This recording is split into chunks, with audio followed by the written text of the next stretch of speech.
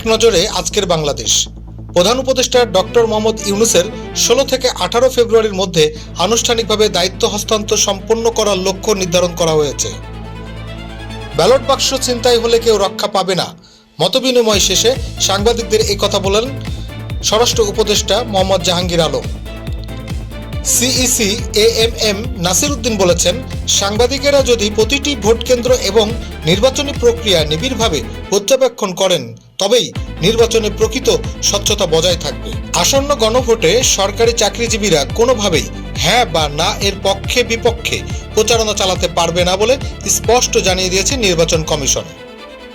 দেশের অর্থনীতি আইসিইউতে, হার্ট সচল কিন্তু কিডনি লিভার অকেজো, রক্তশূন্যতাও আছে।